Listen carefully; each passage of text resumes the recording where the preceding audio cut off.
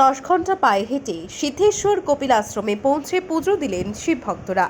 হাইলাকান্দি জেলার এক প্রান্তে আয়নাখাল প্রাচীন শিব মন্দির থেকে রবিবার দুপুর 2টায় রওনা হয়ে বরাক উপত্যকার ঐতিহ্যবাহী শ্রী শ্রী সিদ্ধেশ্বর শিব মন্দির কপিল আশ্রমে রাত 11টায় পৌঁছে 30 থেকে 31 জনের শিব ভক্তদের একটি দল।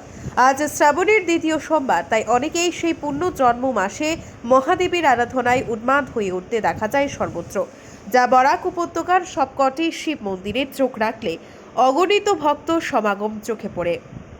অনেকে আবার দুদিন ধরে উপবাস করে খালি পায়ে হেঁটে সিদ্ধেশ্বর কপিলাশ্রম থেকে কাছাড় জেলার ভুবন পাহাড়ে প্রতিষ্ঠিত শিবলিঙ্গে দুধ ও জল অর্পণ করতেও পরিলক্ষিত হয়। শ্রাবণের দ্বিতীয় সোমবার সিদ্ধেশ্বর কপিলাশ্রমে মেলার আসর বসতেও দেখা যায়। বরাক উপত্যকা ছাড়াও ত্রিপুরা সহ পার্শ্ববর্তী রাজ্য থেকেও ছুটে আসতে দেখা যায় ভক্তদের। উল্লেখ্য, শ্রী শ্রী সিদ্ধেশ্বর শিব মন্দির কপিলাশ্রমে পায়ে হেঁটে 30 থেকে 31 জনের দলটি হাইলাকান্দি জেলার আয়নাখাল প্রাচীন শিব মন্দির থেকে রওনা হয়ে হাইলাকান্দি মিলন মন্দিরে আধ ঘন্টা বিরাম নিয়ে জল আর ফল আহার করে ফের পায়ে হেঁটে সিদ্ধেশ্বর কপিলাশ্রমে রাত 11টায় পৌঁছায়। তাদের এই একান্ত নিষ্ঠা দেখে অনেকেই তাদের শ্রদ্ধাকে সাধুবাদ জানান। তৎসঙ্গে সিদ্ধেশ্বর কপিলাশ্রমেও সব ব্যবস্থা ছিল ঠিকঠাক। সক্রিয় ভূমিকায় ছিল মন্দির কর্তৃপক্ষ। সোমবার বিশিষ্টদের মধ্যে পুজো দেন বিধায়ক বিজয় মালাকার প্রমুখ। ব্যুরো রিপোর্ট, আজকের বরাক। সেকেন্ড সোমবার শ্রাবণ মাসের পূজা দিতে আসছি, আর সবার কাছে শিবজির কাছে প্রার্থনা করি সবাই যাতে সুখে শান্তিতে থাকেন। স্বাধীনতার 75 বছর পরে 2016 প্রথম বা আসামে ভারতীয় জনতা পার্টির সরকার এসেছে। আর এই সরকার আসার পরে আপনি যদি দেখেন মন্দিরের যে পরিবর্তন, সত্যিকারের অর্থে পরিবর্তন এই 2016 পর থেকে শুরু হয়েছে। আর আপনারা দেখবেন এই প্রথম কিন্তু মুখ্যমন্ত্রী দায়িত্ব নেওয়ার পরে আমাদের মাননীয় মুখ্যমন্ত্রী ডক্টর হেমন্ত বিশ্ব শর্মা, তিনি আসাম দর্শনের মাধ্যমে এই প্রথম শুরুয়াত করেছেন আসামে যে প্রতিটি মন্দিরের যাতে সংস্কার হয়, ভালো করে যাতে মন্দির হয়। এর আগে কোনো সরকার মন্দিরের কথা চিন্তা করেনি। ভারতীয় জনতা পার্টির সরকার হওয়ার পরে হেমন্ত বিশ্ব শর্মার নেতৃত্বে যখন সরকার হয়েছে তখন থেকে এই আসাম দর্শনের মাধ্যমে প্রতিটি মন্দিরে 10 লাখ করে আমাদের মাননীয় মুখ্যমন্ত্রী অনুদান দিয়েছেন।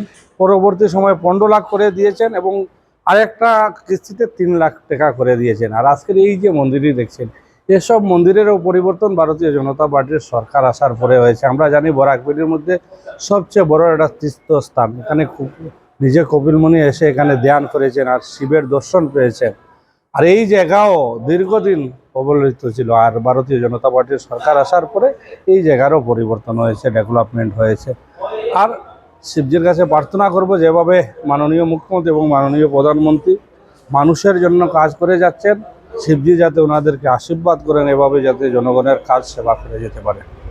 দেখেন একটা জিনিস, এই মন্দিরে যখন বিল্ডিং ছিল না তখন থেকে আসছি, আর আমি বিধায়ক হওয়ার পরে নয়, বিধায়ক হওয়ার আগ থেকে এই মন্দিরে আসি। আর বিধায়ক হওয়ার পর থেকে আমি এই শ্রাবণ মাসের প্রতি সোমবারে এই মানে এই 4-5টা সোমবারের মধ্যে যে কোনো একটা সোমবারে এই মন্দিরে এসে পূজা অর্চনা করি। আর আপনারা জানেন এই মন্দিরের পরিবর্তন হয়েছে, নতুন কমিটির দায়িত্ব নেওয়ার পর থেকে এই যে মন্দিরের যে পরিবর্তন হয়েছে আরও পরিবর্তন হবে। দেখতে যান ভারতীয় জনতা পার্টির কার্যকর্তারাও দিনরাত মন্দিরের জন্য কাজ করে যাচ্ছেন। আপনারা দেখছেন এই যে সুরজ থেকে ধরে এই কমিটির যারা আছেন, আপনারা আজ থেকে যদি 6 বছর না 5 বছর আগে এই মন্দিরের পরিবেশ আর আজকের দিনের পরিবেশ, ডে নাইট ডিফারেন্স, পরিবর্তন শুরু হয়েছে, পরিবর্তন হবে।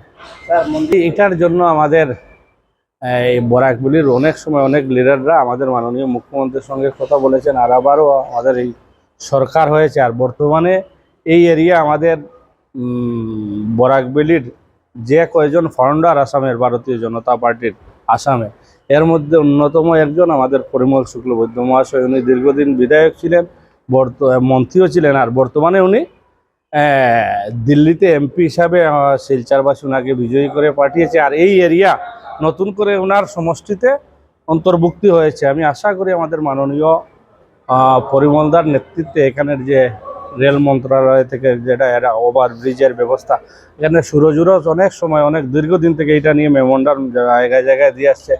এখন মনে করি আমি আশাবাদী, এবার যেহেতু পরিমলদার এরিয়াতে এসব এরিয়া নতুন করে ঢুকেছে, পরিমলদার নেতৃত্বে এখানে রেলের যে সমস্যা সেই সমস্যার সমাধান। 28 तारीख दिन रविवार दोपहर 2 बजे से मानव कल्याण पैदल कांवड़ यात्रा ऐनाखाल चाय बागान से प्राचीन शिव मंदिर से निकला, जो हमारे बदरपुर स्थित कपिला मुनि का आश्रम सिद्धेश्वर मंदिर तक आके रुका। 2 बजे हम लोगों ने शुरू किया था ये प्रोग्राम, ये यात्रा पैदल चलते हुए रात के 11:30 बजे या 12 बजे के आसपास हम मंदिर पे आके पहुंच गए। रात भर हम लोगों ने विश्राम किया। विश्राम करने के बाद सुबह हम लोगों ने स्नान किया, नहा धो के जलाभिषेक किया भगवान शिव का। आप सभी जानते हैं कि श्रावण माह के समय भगवान शिव जी की अटूट कृपा रहती है इस पृथ्वी पे। तो ये मनोकामना लेके आए हैं भगवान शिव के यहाँ हम सभी ग्रामवासी कि समस्त पृथ्वी का, पूरे विश्व का कल्याण हो, मानव जाति का कल्याण हो। शिव को डिस्ट्रॉय भी कहा जाता है कि शिव हमेशा इस ब्रह्मांड को जैसे रचिता करते हैं ब्रह्मा जी, शिव हमेशा ख़त्म करते हैं। तो अभी जैसी परिस्थिति है, भयंकर गर्मी है, कभी कभी बहुत ज़्यादा बारिश है, कभी कभी बहुत ज़्यादा ऊपर से पत्थर भी गिर रही है। तो हम भगवान से प्रार्थना करते हैं कि भगवान आप तो करुणामय भी हो, जितना आप कठोर हो उतना दयालु भी हो।